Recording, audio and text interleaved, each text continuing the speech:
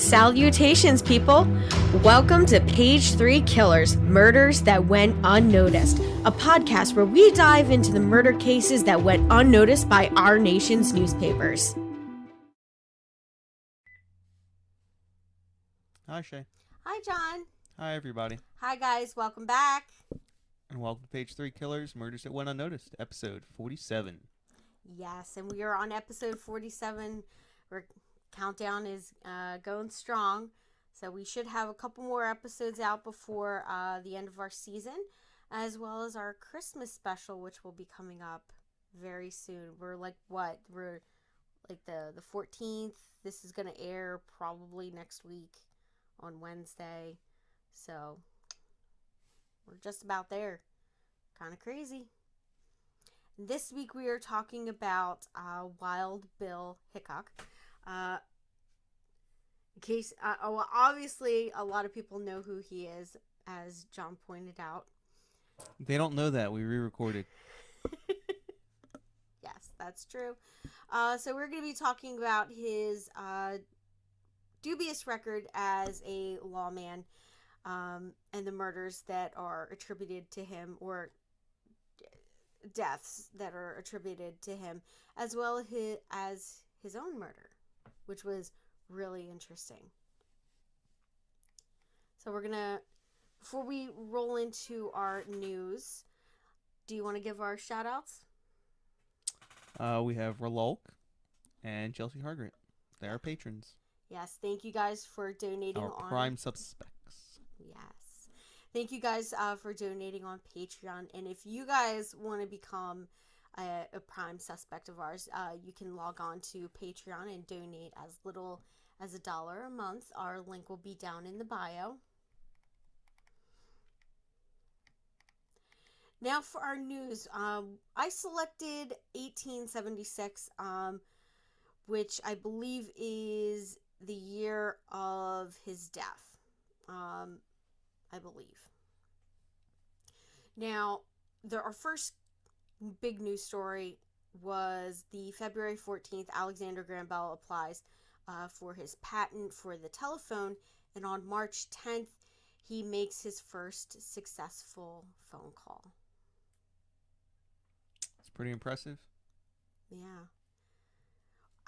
He was 29. I looked it up. Oh, that's cool. Wow. He was a youngster. Yeah. Like, I can't remember what, I knew I read a thing about what the first the first thing he said over it, but I can't remember right now, which is really sad. I know he invented the telegram, and I know not telegram, the telephone. Not telephone. The gramophone. If you can find everything I just said. And he sang Mary Had a Little Lamb. Oh, yeah. I remember that one. But the first phone call, there was like a transcript of what he said, or like a myth or whatever. I believe it was what he said. whoever he was talking to. Can you hear me? Yeah, or something like that. Yeah, it wasn't terribly like special. Roger or something like that. Now, on June 4th, the Transcontinental Express arrives in San Francisco, California, via the first transcontinental railroad. It took 83 hours and 39 minutes after leaving New York City. That's a long time. I drove across country by myself in less time. In a Corolla. Yeah. Well, with my entire life. I'm sure they're making stops along the way, because it's so monumental. Where were they stopping? There was nothing in the middle of the country at the time. I don't know. But I'm assuming, they were making stops along the way, is what I would assume, which is why it took 83 hours. I think that defeats the purpose of having a Transcontinental Express.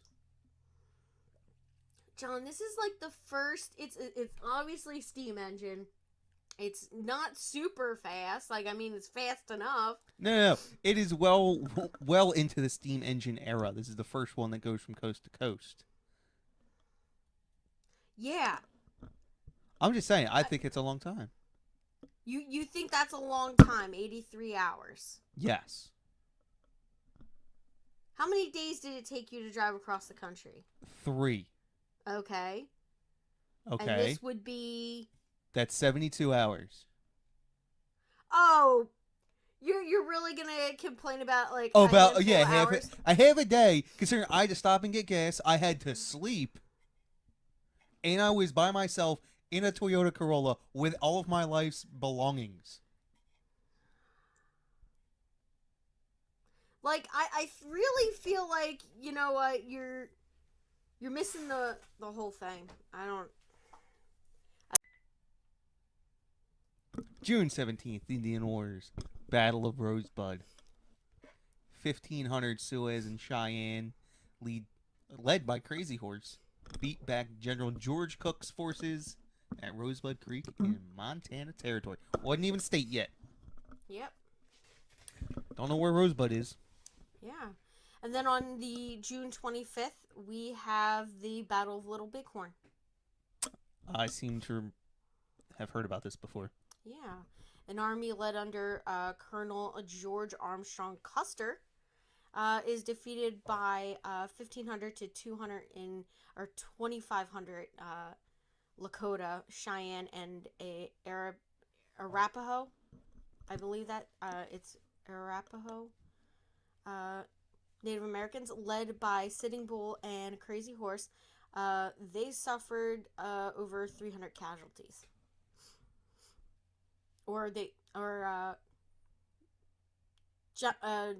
General Colonel Custer's army suffered over 300 casualties. Not sure what the other side was. It's kind of a shame that he's only remembered for this because he was actually a pretty good general. Really? Until he suicided to his forces into the Indians, the Injuns. Yeah. It's Native Americans now. Be politically correct. They weren't even in America yet. This is I'm not even 100% sure what Little Bighorn is, but on June 17th, if they were in Montana, they weren't much further outside of Montana, which was not a state either. Yeah. So they were native U.S. territory Indians.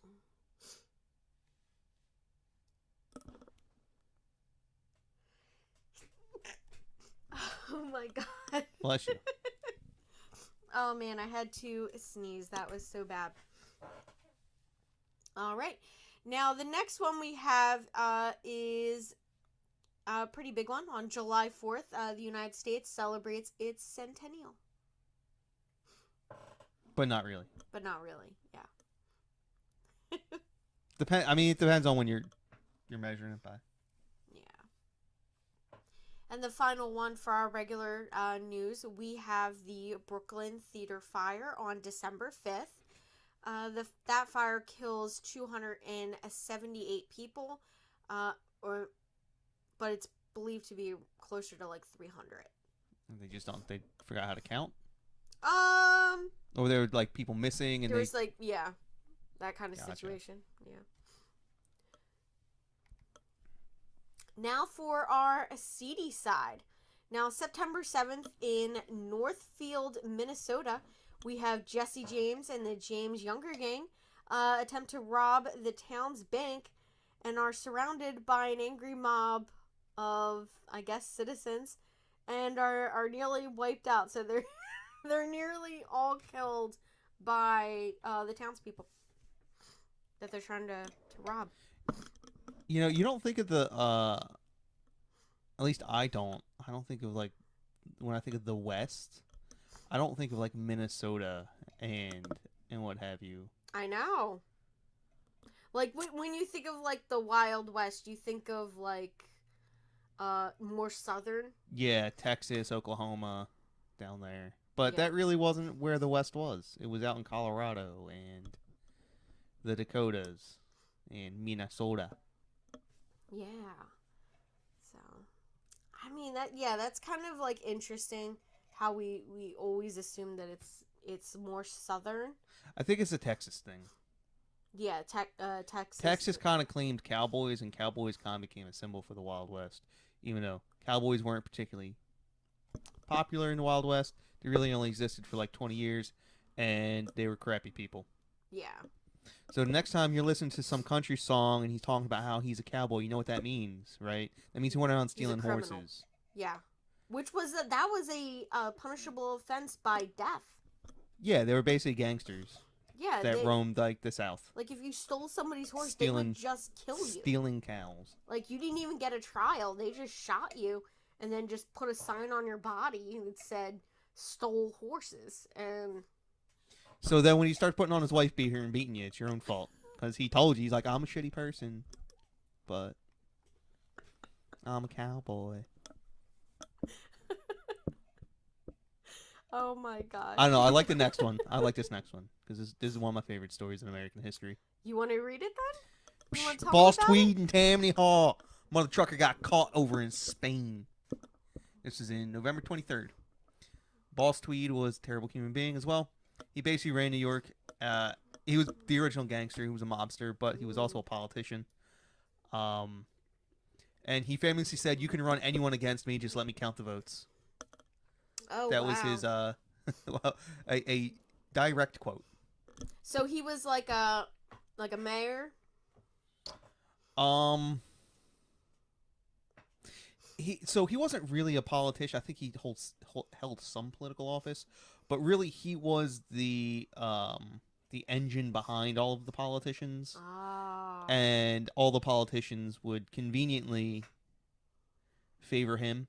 Like he would famously get people to vote 5, 6, 7, a dozen times a day. Oh, He would pay drunkards to go around to all of the pollings and just vote. Do you ever think that they were like, geez, man, just look at the number of votes. We don't even have that many citizens on record. No, like legit, there would literally be like more votes for his candidate than there were human beings. Yeah. In that district. And they're just like, what? How is that possible? He just ran everything. You're rigging it. Actually, I listened to a really great podcast. I can't remember what podcast I was listening to, but it was a great one. Just on how this was for down south, but it kind of like applies up here. Mm-hmm. It was kind of like a Jim Crow South thing where all the politicians were corrupt. And then all these veterans getting back from World War II were like, nah, not my town. I didn't just go and get bombs dropped on me by Hitler to come back and deal with this crap. And I think it was in Tennessee. Yeah. They went and basically spent the next 20 years destroying this, like, hundreds of years entrenched political machine. It was awesome. That does sound interesting. I would like to listen to that. And the whole Boss Tweed thing's really, really awesome. They eventually, like, some not so crappy people found out. Not just found out, but like cared. Yeah. And he tried to escape because he's a coward. Yeah. So he fled to Spain. And on November 23rd, he's basically brought back to New York, or he's captured in Spain after fleeing authorities in New York. Correct? Gangs in New York. That's if you ever want to watch. I don't think they call him Boss Tweed. I forget what his name was, but he's represented in that. One of the characters. I think they call him Tammany. Like his character name was Tammany instead of Tammany Hall. Okay. Like, oh man, I haven't seen that in so long. I can't remember. I can't remember the characters. But enough of that. Let's move into our topic. So let's talk a little bit about Wild Bill Hickok. So we have his early life. So his father was James His name was James Butler Hickok. He was born on May 27th, 1837, in Homer, Illinois, which is present-day Troy Grove, Illinois. And his parents were William Alonzo Hickok and he was a farmer and an abolitionist, and his wife, Polly Butler. So he was probably a Lincoln guy from Illinois. Probably. Now, James was the first, or he was the fourth of 6 children. Not the first, he was the fourth. Now, his father was said to have used the family house, which has since been demolished, as a station on the Underground Railroad. William Hickok died in 1852 when James was 15. Now, James was a good shot from a young age and was recognized locally for for his outstanding marksmanship. In 1855, at the age of 18, James Hickok fled Illinois following a fight with Charles Hudson. During the fight, both fell into the canal. Each thought that they had mistakenly killed the other person. So, yeah, James fled Illinois. He moved to Leavenworth in the Kansas Territory, where he joined Jim Lane's Free State Army, also known as the Jayhawkers. Now, Jim Lane's Free State Army was an anti-slavery vigilante group active in the New Territory during the Bleeding Kansas era. So this is another really cool... I love this episode already. All right, so the Bleeding Kansas, I'll just briefly explain that real quick. Yeah. So Kansas was a territory at the time. There was an equal number of slave states, equal number of non-slave states. And they were trying to get Kansas to vote to become part of the Union. And there was just these battles over whether or not it would be a slave state or a non-slave state. Because I believe the I forget what parallel it is, but whatever, the Missouri Compromise parallel is running right through the state. And at one point they were literally, the South was paying people to move to Kansas and the North was paying people to move to Kansas just to get enough votes so it would be admitted as one state or the other. Because I believe the compromise was it would be left up to the residents of the state to decide whether or not they were a slave state or a free state. And there is a lot of bloody battles, like legit battles between civilians. Yeah. Well, quote unquote civilians. There were militia groups on both sides. Yeah. And I mean, at this time period, the Wild West really was... This wasn't even the Wild West. Like, this was just... This was not the Wild West. This was... Not yet? No, this wouldn't have been considered part... This would have been barely past the Mississippi. Yeah. Oh, yeah, that's right. I mean, Kansas wouldn't have been the Wild West at the time. Kansas would have been on, like the edge of civilization, yes, but... Okay. Quote unquote, the edge of civilization. And you also have to remember this. So this is 1855, right? Yeah. So, you wouldn't have the Civil War for another 12 years. Yeah. So that's super interesting, though. I guess 9 years. Ends 12 years later. And I think I remember the thing that you're I think I remember listening to like a YouTube video with you. The guy that does the stick figures. I don't believe that this was or was it one of his things. Our fake history or something? No, so this would have been Ryan McMakin. Okay. Who's doing a thing with the Mises Institute about the antebellum South. Well, the antebellum period before the Civil War. Yeah. And like the political strife. He also told a story in the same, I believe, of how a politician literally beat another politician to death, almost to death, in like a restaurant because he didn't like him. What? Oh yeah, just beat him with his cane. He beat him to death.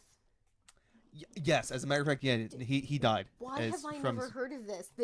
It was an American politician. Oh my god! Literally beat another American like a member of Congress to death in a celebrity death match. I don't think he was charged with it, with anything. Yeah, you know what I found in researching this, a lot of cases they went to court.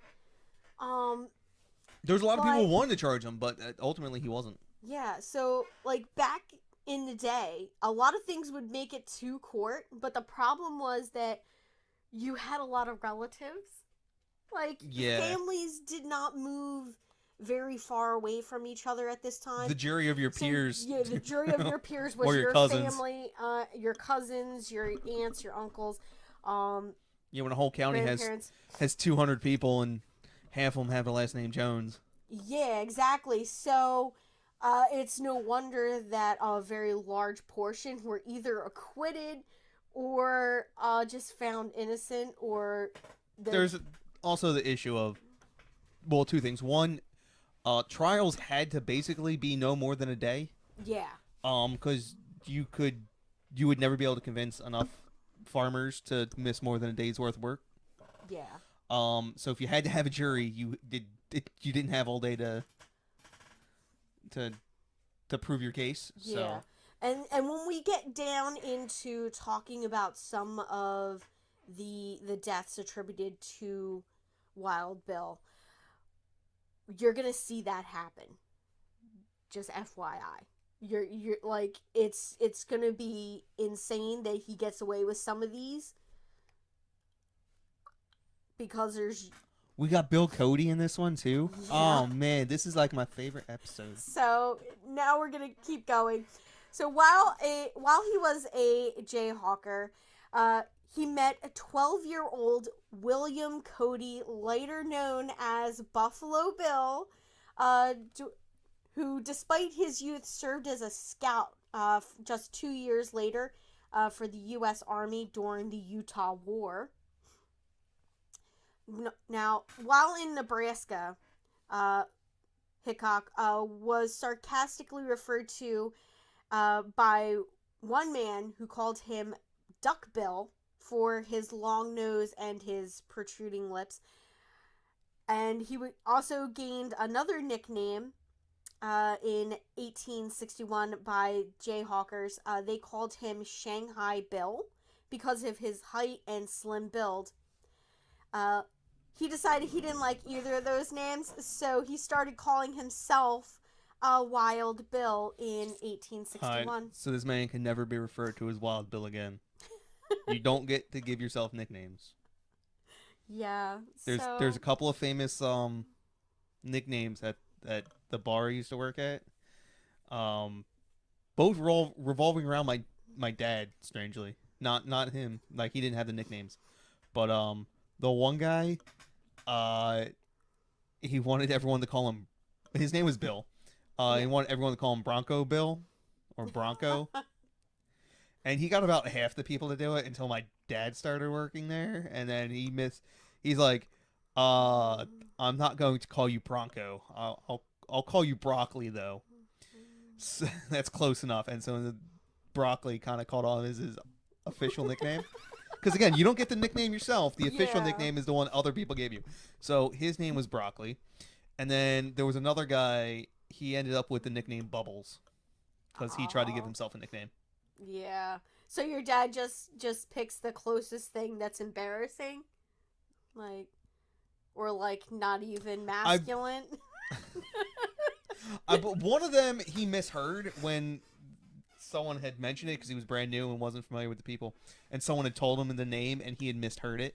Oh. And so that's what he was calling him for like a week, and then all of a sudden it stuck. Like Bubbles. Bubbles reminds me of the Powerpuff Girl. Bubbles is a good guy. And then Bronco. Again, a lot of people. I couldn't call him Broccoli. I couldn't bring myself to do it. Yeah, did you just call him by his real name? I just call him Bill. You called him Bill? All right. So now we're going to talk about Wild Bill Hickok's early career.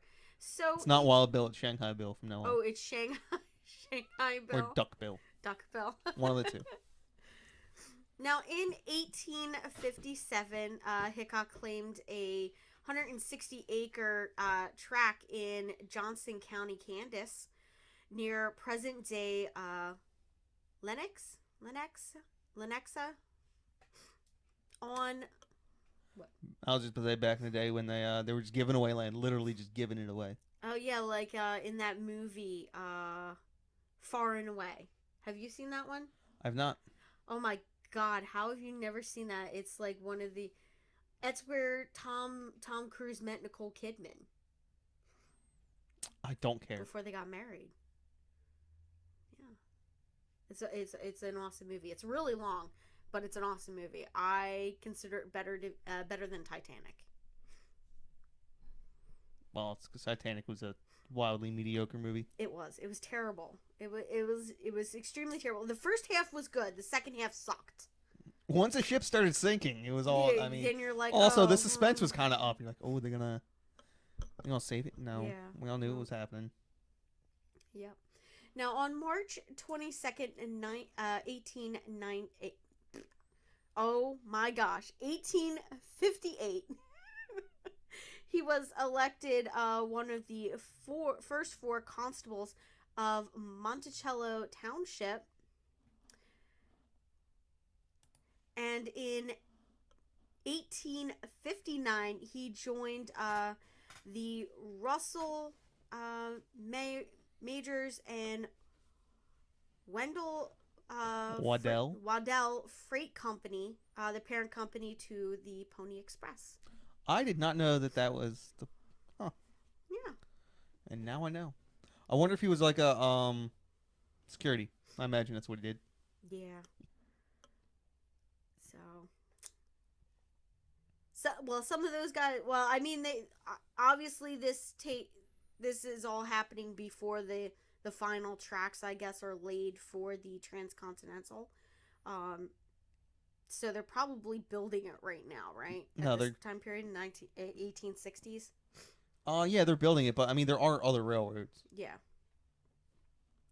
Now, in 1860, Hickok was badly injured, possibly by a bear, while driving a freight team from Independence, Missouri to Santa Fe, New Mexico. People who give themselves nicknames don't actually fight bears. Yeah, so according to his account, he found the road blocked by a cinnamon bear and its two cubs.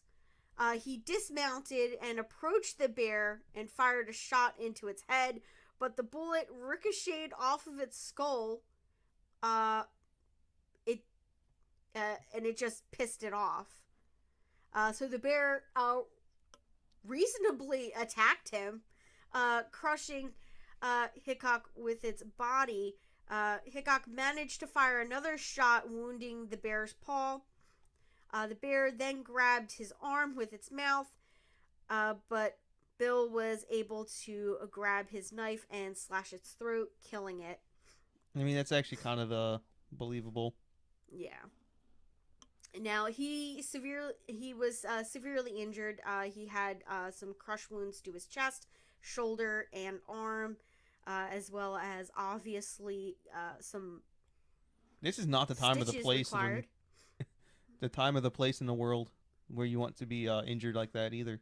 Yeah. So he was bedridden after that for 4 months, before being sent to Rock Creek Station in the Nebraska Territory to work as a stable hand while he continued to recover. Listen, Bill, we can't have you working out in the wild anymore because you decided you wanted to go play with a bear. You're just not wild enough for the wild. Mr. Wild Bill. You look at it, Duck Bill wants to call himself wild, and then he goes and tries to fight a bear. What? I mean, in all fairness, I mean, if it really happened, it's kind of badass. But yeah. I mean, animal rights people do not come at us for laughing about that. Um, I don't care about animal rights. Come at me, bro. those poor little baby bears, though. They were all alone. There was probably a better way to handle it than just shooting it. Yeah. I do know that bears tend to be, especially female bears, tend to be very protective of cubs. So, but yeah, there should have been an easier way to scare them off. But I don't know what a cinnamon bear is in relation to, like, the types of bears that I do know. So I'm like, if it's a brown bears are basically trash pandas, just bigger. Whereas grizzly bears are huge. You know what a and trash panda is, right? Yeah, a trash panda is a raccoon. Like, And you're comparing a brown bear to a raccoon. okay, so brown bears, they are not shy of people, but they do not get aggressive unless they're scared, kind of thing. And they like to eat out of people's trash cans. Yeah. You have to have special trash cans in areas with brown bears. I know. Because they get into them like raccoons. Yeah, so why don't you look me up what a cinnamon bear is? That's what I'm doing. Yeah, so he went to that Rock Creek station to work as a stable hand to recover. Now, there, the freight company had built a stagecoach stop along the Oregon Trail near Fairbury, Nebraska, on land purchased from David McCannells. Yeah. So, and that brings us to our first shooting related incident with Wild Bill.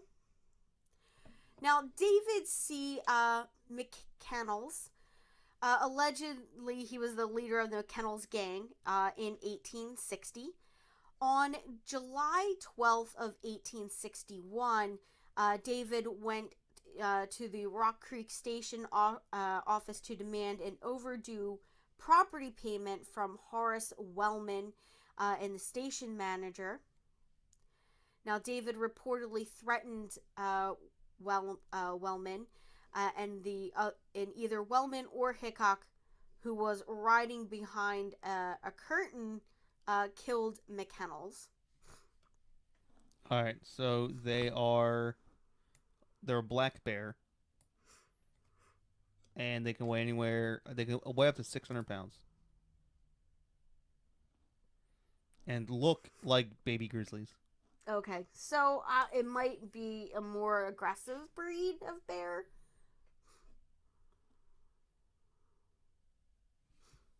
Yeah.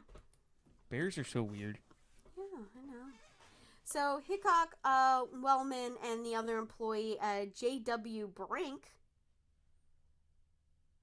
were tried for killing McCannells, but were found to have acted in self-defense. I mean, he was a leader of a gang. He was a leader of a gang. So. But he owned property that they purchased, and they owed him money. Yeah, but he was a leader of a gang. So I'm sure the character witnesses weren't great in his favor. That's true. And, I mean, also, pretty, one of those guys is pretty rich, so he could have paid off some people. Also, how many people does he employ within that town? I mean, it's a station, it's a station stop, so the town around it would presumably be... I don't know if he killed him. Well, I mean, he obviously killed him, but I don't know if... He's obviously a violent gang, or he's a violent man, and he came in, and if he makes violent threats, and, I don't know, reaches for his gun or something, and then someone shoots him, you're still acting in self-defense. Yeah. Well, I did not find anything that said that the guy pulled a weapon of any type. But they did say that they were acting in self-defense. So I don't know. Maybe he was armed. But I didn't find any information of that. So he may have been the first person that Hickok killed. Now, subsequently after this, he visits McKennell's widow and apologizes for the killing and offers her $35 in restitution, which was all the money he possessed at that time. Which, I mean, that's kind of stand up. What is I mean, it, you killed the guy and then you paid his widow $35 in 61?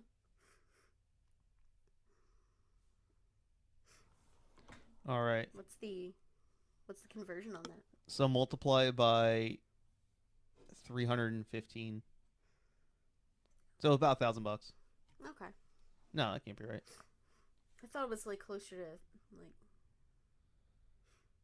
It's like 10 grand. like 10 grand in today's money.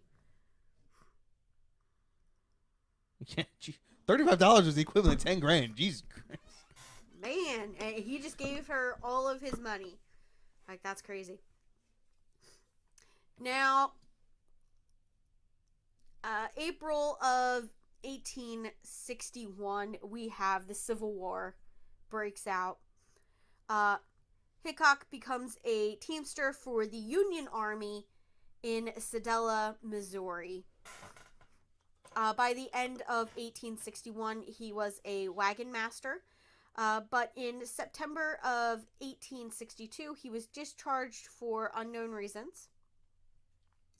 He then joined General James Harvey Lane's Kansas Brigade.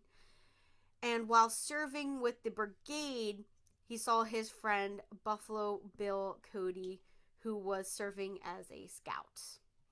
Now, in late 1863, Hickok worked for the Provost Marshal of the Southwest Missouri as a member of the Springfield Detective Police.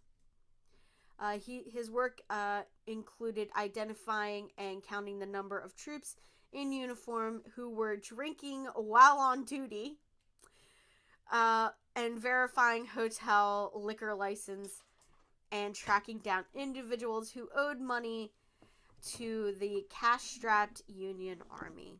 Guy was a narc. Yeah, he was a narc. Now, Buffalo Bill claimed that he encountered Hickok disguised as a Confederate officer in Missouri in 1864.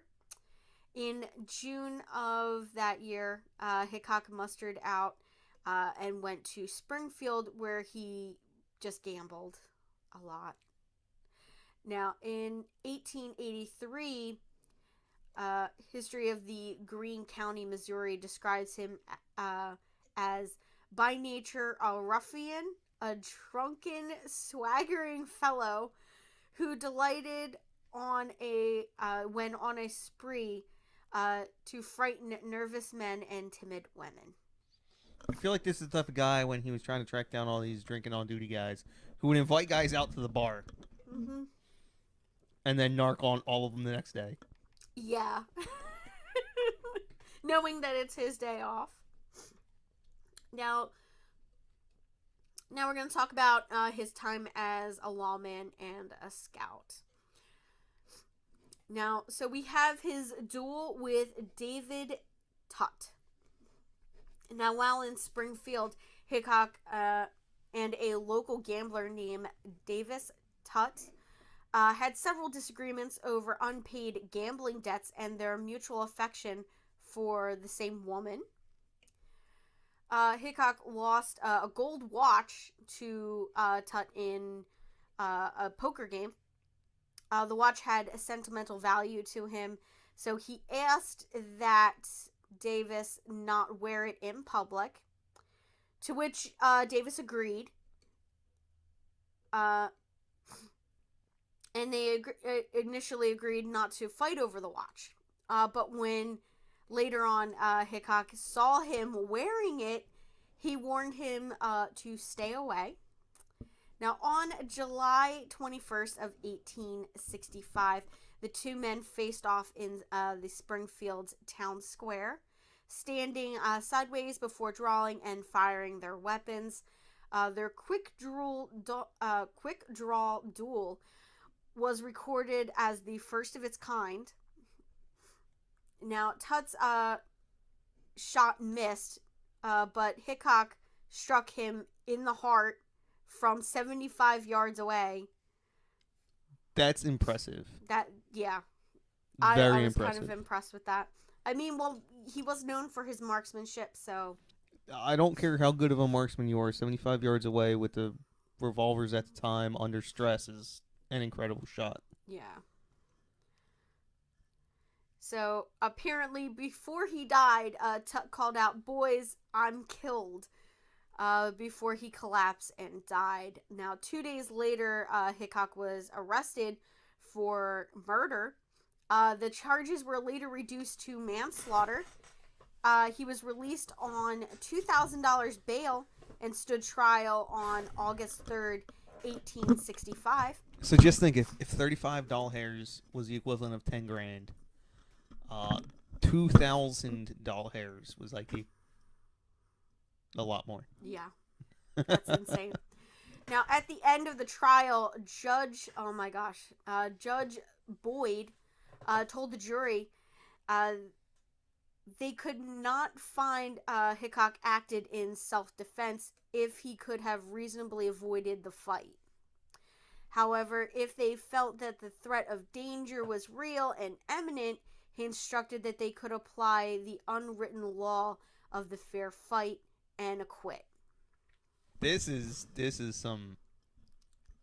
Yeah. So the fair fight. Yeah. No, there is precedent in that. It says it's an unwritten law, but it's actually part of British common law. And is even, you can still use this defense to this day. If mutual combat.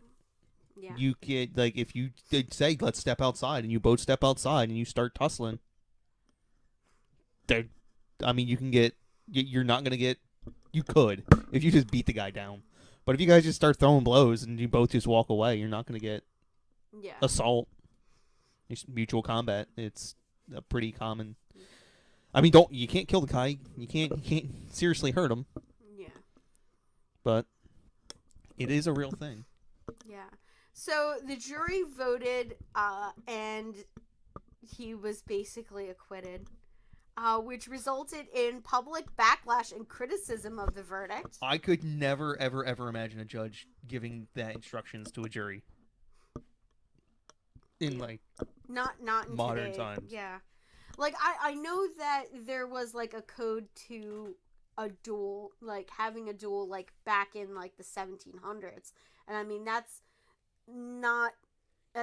like not long before duels this happened. You have to realize duels weren't designed to kill people. Yeah, no, it was to just settle a score. Well, you when Aaron to kill each other. When Aaron Burr shot Hamilton, he wasn't supposed to kill him. Mhm. Yeah. It was like this ritualistic thing that, like when they had swords and stuff. Yeah. Yeah, but like once guns got involved, like by then it just. Yeah. It was supposed to be like this show of manliness. Yeah, the fact that you showed up and were willing to get shot at. Yeah, would be enough to like reclaim your honor. So both, it basically allowed both men to walk their own way without having to really resolve the issue. Yeah, and I think, look bad. I think the whole thing was like both men were trying to kill each other. You don't actually aim at each other. You shoot for the sky, like above them, like not actually at them. That was also like with flintlock revolvers. Yeah. Or not even revolvers, just flintlock guns. Yeah, single which shots. Were notoriously these were like you couldn't even aim one of those 100%, yeah, right? You could. Like I mean, yeah, you could. It wouldn't be very precise, is what I'm saying. I wouldn't want to be anywhere near downrange. Yeah. One, because who the hell knows where it's going. After a couple of yards. Yeah. But the revolvers at the time of this, they were obviously they were good enough to kill at 75 yards. Yeah. Trying to think, when did Colt's patent come out? 1850s. So they probably had some. They didn't have peacemakers yet, but they had the Rangers. Yeah. So I really feel in this one here, it was unnecessary to kill the guy. I feel like it was, a bunch of drunken guys getting in trouble. Well, again, we're starting to see a pattern develop. Bill, or someone he knows owes someone else money. Mm-hmm. Yep. So several weeks later, an interview Hickok gave to Colonel George Ward Nicholas under the name Wild Bill Hickok, in the article, recounts the hundreds of men whom Hickok had personally killed and other exaggerated exploits of Hickok. So yeah, he just was just talk shit and was like, yeah, I got acquitted, and I've killed hundreds of men. Drunk man rambling. Also, I think this kind of, again, I don't know how other people see it in their mind's eye, but like it says after the verdict, people were up in arms over it. Yeah. Like the Wild West wasn't what a lot of people thought it was. It was really actually kind of very lawless. No, it was very very much so not so. Really? Like people were out there just trying to survive. Yeah, that's true. You know what I mean? Yeah. Like that movie, A Million Ways to Die in the West. Yeah, that's everything's trying to kill you. Like, yeah, exactly. No, but what I'm saying is like this, I mean, it is the 60s, right? Like, I mean, you got cholera, dysentery. I'm not even talking not that. just that. You got animals. I'm just saying like society. Society yeah. really wasn't that like vicious and barbaric out west. It was actually because they're all Easterners. Yeah. These people had to come from somewhere, so they're all people from New York and Pennsylvania. What was it they said that the whorehouses, the saloons and whorehouses, civilized the men? Yeah, I was gonna say it probably would have been a pretty civil place to go, and like the barkeep probably kept people in line, and I don't know. The prostitutes kept everybody happy. But like, judging by all the movies I've ever seen and all the things growing up, it really wasn't portrayed that way. Yeah, it was portrayed as like, people walking into town, like a gang of people walking into town and everyone scatters. Yeah, like that would not have happened. No, people would not have just literally rolled up in town like that. Like people would have been like, "Dude, what are you doing? Go back to your ranch." Yeah, we don't want you here. It's not the end of the month yet. You don't need provisions. Go away. Like I'm sure there were instances like with this. I'm sure there were instances of like stuff happening, but I don't think it was really as wild as people want to make it out to be.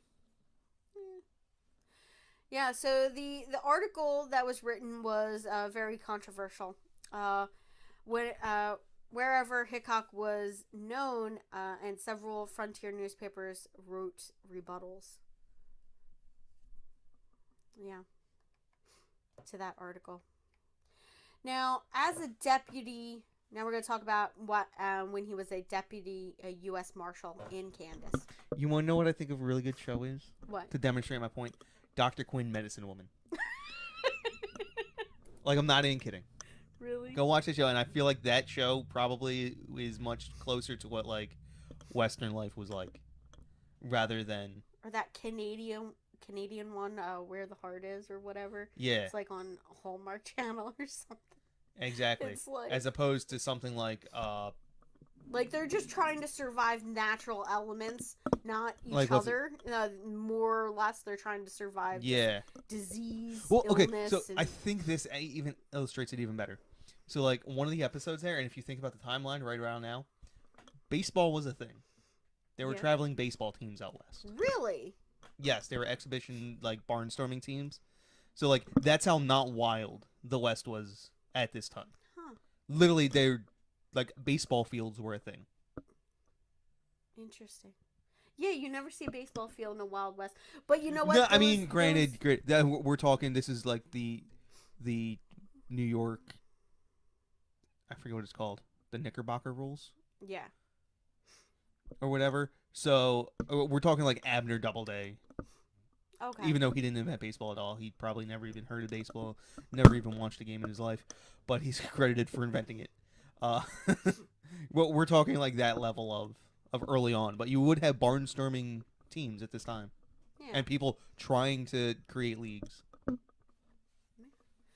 Now, as a deputy U.S. Marshal in Kansas, now in September 1865, Hickok came in second in the election for city marshal of Springfield. Leaving Springfield, he was recommended for the position of a deputy federal marshal at Fort Riley, Kansas. Now, this was during the Indian Wars, in which Hickok sometimes served as a scout for General Custer in Custer's 7th Cavalry. It looks like he got out just in time. Yeah, exactly. Now, in 1865, Hickok recruited 6 Native Americans and 3 cowboys to accompany him to Niagara Falls, where he put on an indoor demonstration called the Daring Buffalo Chasers of the Plains. Now, since the event was outdoors, he could not compel people to pay, so the venture was financially a failure. The show featured 6 buffalo, a bear, and a monkey. And one show ended in disaster when a buffalo refused to act, prompting Hickok to fire a bullet into the sky, angering the buffalo and panicking audience members, causing the animals to break free of their wire fencing and chase audience members, some of whom were trampled to death. Now, the incident helped contribute to the overall failure of the show. So hold on, was it a plains monkey? I want to know what monkey they took from freaking Kansas. Well, they obviously were people that dumb in Niagara Falls, New York? Like, I've never seen a monkey. No, I'm sure that they. I wonder if they have them in Kansas. You know what? They probably, like any sideshow act or whatever. He would have just purchased a monkey from somebody who brought like an exotic animal. I know he did not bring it from Kansas, babe. And then just probably played it off as, this is from the wilds of Kansas. And is Kansas all fields, or is it? Yeah, at least when I drove through, I saw like 3 things, and 2 of them were cornfields. They just stretch for hundreds of miles. It's wheat and corn. That's it. That's it. I mean, I know people who grew up in Kansas who had a graduating class of 3. Oh my God, really? Yeah. So. That's insane. Now, witnesses confirmed that while working as a scout at Fort Harker, Kansas, on May 11th, 1867, Hickok was attacked by a large group of Native Americans who fled after he shot and killed 2 of them.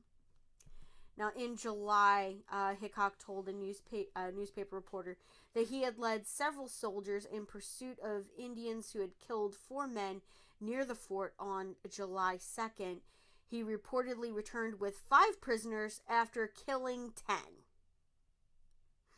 Now, witnesses confirmed the story was true to the extent that the party had set out to find whoever had killed the 4 men, but the group returned to the fort without nary a dead Indian ever seen never seeing a live one. Oh my gosh. Yeah, I can't understand like how these people write. Sometimes they just write really weird. So I'm going to reread that. Without nary a dead Indian never seen a live one. Now, in December of 1867, newspapers reported that Hickok had come to stay in Hays City, Kansas.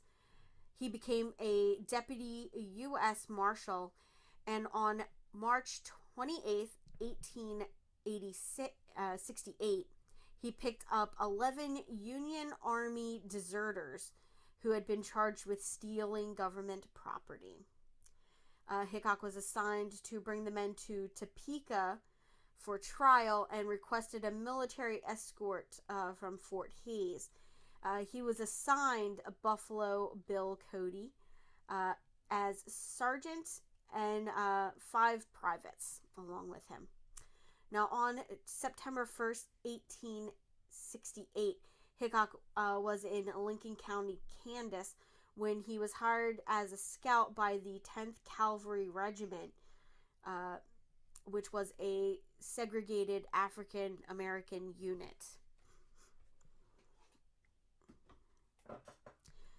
Now, in July of 1869, Hickok returned to Hays and was elected City Marshal of Hays and Sheriff of Ellis County, Kansas, in a special election held on August 23rd, 1869.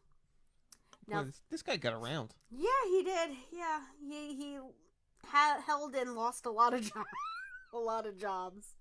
Now, 3 sheriffs had quit during the previous 18 months. Now, Hickok may have been acting sheriff before he was elected, but that's not 100% So substantiated. just to give you some, he was 32 at this time. Yeah. Yeah. That's pretty crazy. He had done all this by the age of 32. Yeah.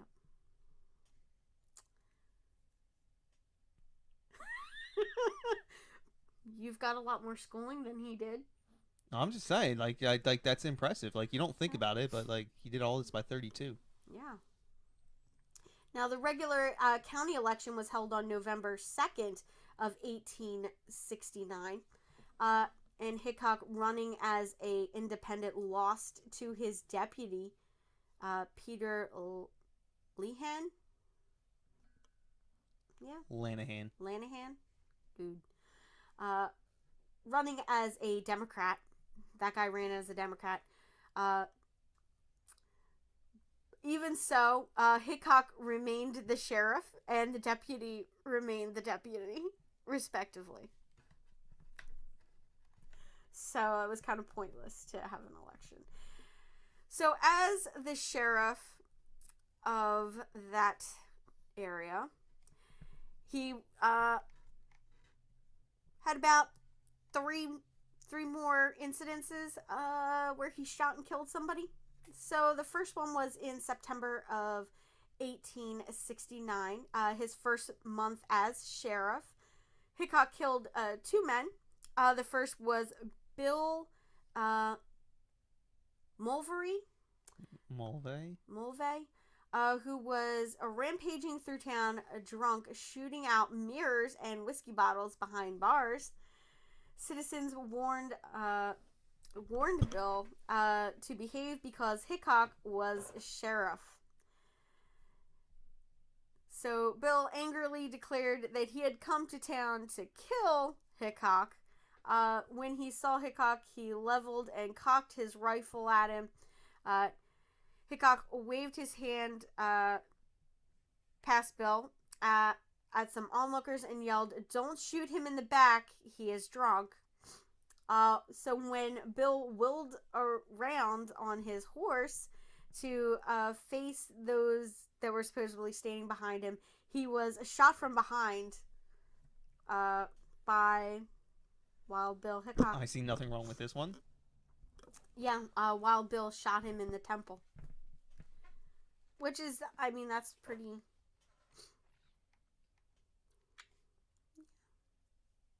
I mean, the guy pointed a rifle at him. Yeah, true. So, I mean, I'll give him that one. All right.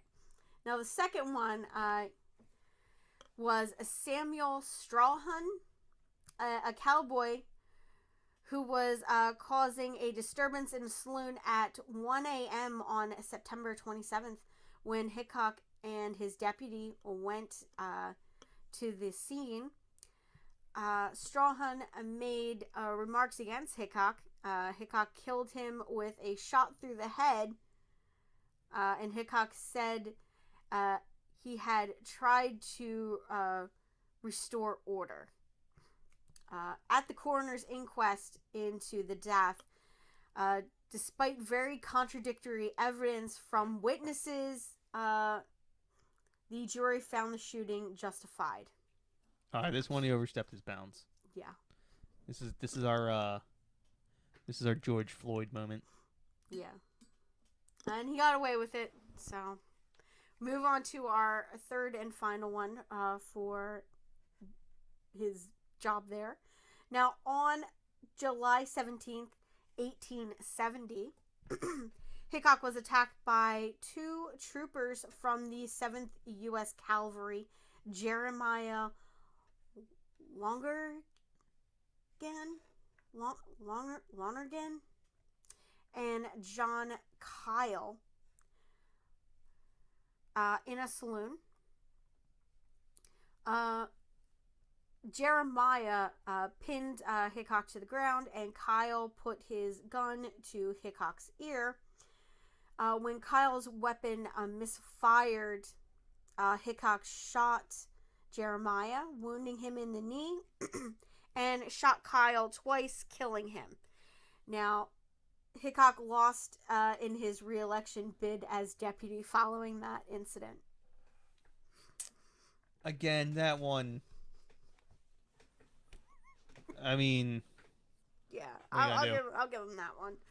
I mean, although two troopers from the U.S. Cavalry. Yeah. Well, why did they attack him? I guess that's the question. Mm-hmm. Yeah. Well, I mean, at this point, I'm pretty sure Wild Bill Hickok enjoys his whiskey a little too much. And we do know that he loves to gamble. So my guess is maybe he lost a round of cards, couldn't pay up, or... Two army men? Yeah. I find it very... I don't know. I'd like to know more about that one. Yeah. That's all the information I could find. I understand. Yeah. So now we're going to move along. So this is when he was the marshal of...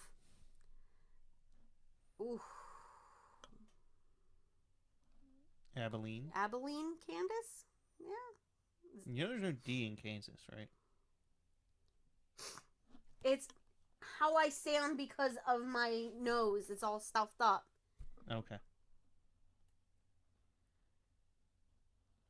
Oh, maybe you're reading it wrong. I'm sorry. No. Now, John Wesley Harden, a well-known gunfighter, was known to have killed at least 27 men. In his autobiography, Harding made the unlikely claim that while surrendering his gun to the lawmen due to local ordinances, he had once disarmed town marshal Wild Bill Hickok. On April 15th, 1871, Hickok became the marshal of Abilene, Kansas. He replaced Tom Bear River Smith, who had been killed while serving an arrest warrant on November 2nd, 1870. Now, outlaw John Wesley Harden arrived in Abilene at the end of the cattle drive in early 1871. Harding was a well-known gunfighter. Okay. Sorry about that, guys. There's a extra line in there. Now, Hickok later said that He did not know that Wesley Commons was Harden's alias, and he was a wanted outlaw. He told Clemens to stay out of trouble in Abilene and asked him to hand over his gun, and Harding complied. Now, Harden alleged that when his cousins, Manon Clements, was jailed for the killing of two cowhands named Joe and Dolph Shadden in July of 1871, that Hickok, at Harden's request, arranged for them to escape. Yeah, I'm gonna probably say no. No. In August of 1871, Hickok sought to arrest Harding for killing Charles Kruger at the Abilene Hotel for snoring too loudly. Now, Harding left Kansas before Hickok could arrest him. Newspapers reported a man was killed in his bed at the hotel in Abilene Monday night by a desperado called Arkansas, right? The murderer escaped, and this was his sixth murder. Yeah, so really interesting news stories, I guess. Now, Hickok was involved in a shootout when he was in Abilene with Phil Coe. And Phil Coe, a saloon owner and acquaintance of Harden's, had a dispute that resulted in a shootout. The Bull's Head Saloon in Abilene had been established by gambler Ben Thomas and Coe, his partner, businessman, and fellow gambler. The two entrepreneurs had painted a picture of a bull with a large erect penis on the side of their establishment as an advertisement. The citizens of the town complained to Wild Bill Hickok, who requested that Thompson and Co. remove the image from the side of their building. They refused, so he altered it himself, which infuriated Thomas, and who tried to incite John Wesley Harding into killing Hickok by exclaiming to Harding that he's a damn Yankee, picks on rebels, especially Texans, to kill. But he wasn't a Yankee, was he? No. He was from Illinois. Well, I don't know. Was Illinois considered a Yankee land? Probably. I mean, if this guy was a Texan. So. Now, Harding was in town under the assumed name Wesley Clements, but was better known by the townspeople as Little Arkansas. He seemed to have great respect for Hickok's ability and replied, "If Bill needs killing, why don't you kill him yourself?" Now, hoping to intimidate Hickok, Coing allegedly stated that he could kill a crow on the wing, which I'm not exactly sure what that means. Now, Hickok retorted. Retort is one of the West's most famous sayings. Did the crow have a pistol? Was he shooting back? I will be. Now, on October 5th of 1871, Hickok was sending off a crowd during a street brawl when Cohen fired 2 shots. Hickok ordered him to be arrested for firing a pistol within the city limits. Cohen claimed that he was shooting at a stray dog and then suddenly turned his gun on Hickok, who fired first and killed Coe. after shooting Coe, Hickok caught a glimpse of someone running towards him and quickly fired 2 more shots in reaction, accidentally shooting and killing his special deputy marshal, Mike Williams, who was coming to his aid. Now, this was the last time Hickok was ever involved in a gunfight.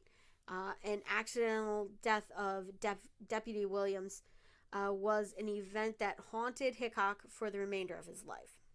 Now, Hickok was relieved of his duties as marshal less than 2 months after the accidental shooting. This incident being only one of a series of questionable shootings and claims of misconduct during his career. Yeah. Mm-hmm. So now we're gonna get into his later life stuff. Now, in 1873, Buffalo Bill Cody and Texas Jack. I'm not even gonna try to pronounce that. There's too many O's and not enough vowels. Or like what? Omohundro. Omohundra? Yeah. Okay. Invited Hickok to join their troupe after their earlier success. Hickok did not enjoy acting and often hid behind scenery. In one show, he shot the spotlight when it was focused on him. He was released from the group after a few months. Now, in 1876, Hickok was diagnosed by a doctor in Kansas City, Missouri, with glaucoma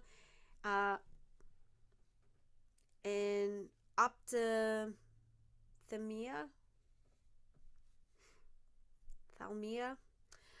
Although he was 39 years old, his marksmanship and health were apparently in decline, and he had been arrested several times for vagrancy despite earning a good income from gambling and displays of showmanship only a few years earlier. On March 5th, 1876, Hickok married Agnes Thatcher Lake, a 50-year-old circus proprietor in Cheyenne, Wyoming territory. Hickok left his new bride a few months later, joining Charles Utter's wagon train to seek his fortune in the gold fields of South Dakota.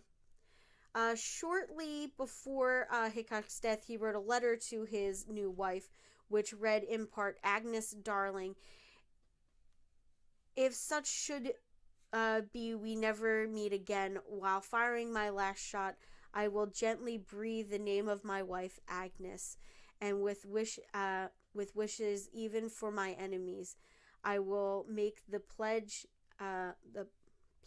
and try to swim to the other shore." Yeah. Aww. Yeah, imagine someone running that nowadays. Yeah, you'd be like, this guy was some redneck hick. yeah. And that's how they wrote. Yep. Now, Martha Jane Canary? Yeah. Popularly known as Calamity Jane, claimed in her autobiography that she was married to Hickok and had divorced him so he could be free to marry Agnes Lake, but no records have been found to support her account. I don't trust anything by a woman who names herself Calamity. Yeah. The two possibly met for the first time after Jane was released from the guardhouse in Fort Laramie and joined the wagon train in which Hickok was traveling. The wagon train arrived in Deadwood, and that's in the Dakota territory, in July of 1876.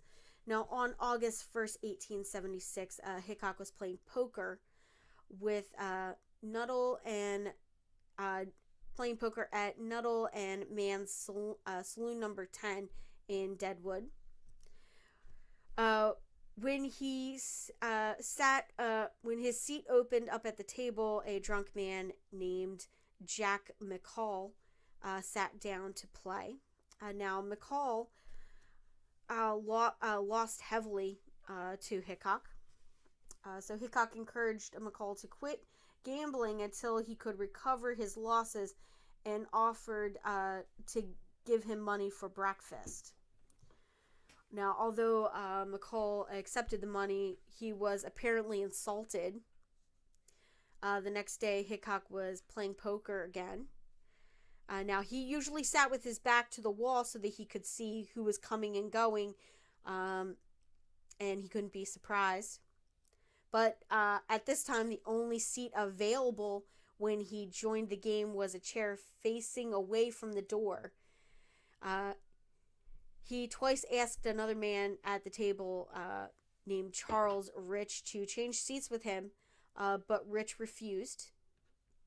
Mccall then entered the saloon, walking up behind Hickok, drew his Colt Model 1873 single action Army 45 caliber revolver and shouted, "Damn you, take that," before shooting Hickok in the back of the head at point blank range. Now, Hickok died instantly. The bullet emerged through his right cheek and struck another player, which was riverboat captain William Messy, in the left wrist. Now, Hickok may have told his friend Charlie Utter, and others who were traveling with them that he thought he would be killed while in Deadwood. Now, a 5-card stud poker hand lay on the table showing black aces and eights, with the whole card face down. Now, the poker hand reportedly held by Hancock at his demise. Now, Hickok was playing 5-card stud or 5-card draw when he was shot. He was holding 2 pairs, the black aces, black eights. Although there is some dispute as to whether it was the suit of aces, diamonds, or spades as his cards up, and that hand has since become known as the dead man's hand. The identity of the 5th card, his whole card, is also subject to debate. So he was winning that hand. Yeah. That's a hell of a hand, a 5-card stud. Yeah. So now we're going to talk about the trial of Jack Mccall. So there was actually 2. So Jack Mccall's motive for killing Hickok is the subject of speculation, largely concerning Mccall's anger at Hickok's having given him money for breakfast the day before, after Mccall had lost heavily. Now, Mccall was summoned before an informal miners' jury, which, for you guys' reference, is just a group of local miners and businessmen who got together, I guess. Now, he claimed he was avenging Hickok's earlier slaying of his brother, Lou Mccall, who was killed while Hickok was a lawman in Abilene, Kansas. Whether the two Mccall men were related is unknown. So they're not really sure if that was really his brother or not. Now, Mccall was acquitted for the murder, which prompted an editorialization in the Black Hills Pioneer, stating, "Should it ever be our misfortune to kill a man, we would simply ask that our trial may take place in some of the mining camps of these hills." Now, Calamity Jane is reported to have led a mob that threatened Mccall with lynching, but at the time of Hickok's death, Jane was being held in by military authorities. So yeah, that's pretty. She's a lying whore. That's pretty much bullshit, and a lot of people called it. Now, after bragging about killing Hickok, Mccall was rearrested. The second trial was not considered double jeopardy because of the irregular jury in the first trial, and because Deadwood was at the time an unrecognized Indian country. The new trial was held in Yankton, the capital of the Dakota Territory. Hickok's brother Lorenzo Butler traveled from Illinois to attend the retrial. Mccall was found guilty and sentenced to death. Now, Jack Mccall was hanged on March 1st of 1877 and buried in a Roman Catholic cemetery. The cemetery was moved in 1881, and when McCall's body was exhumed, the noose was still found around his neck. Yeah, so that's that would be our wild west here. So what'd you think, babe? I liked it. You liked it? Well, I hope everybody else enjoyed it. So next week we will be talking, just a little teaser for you guys. We will be talking about a Philadelphia case, which is a super interesting one. And we're going to be talking about the failures of the Philadelphia Police Department, along with just some crazy stuff that happens in this next case. And I really hope you guys are going to enjoy it. I spent a lot of time researching it. So, you want to call it the end, babe? Yeah. All right. We will see you guys back here same time next week. Au revoir. Bye, guys.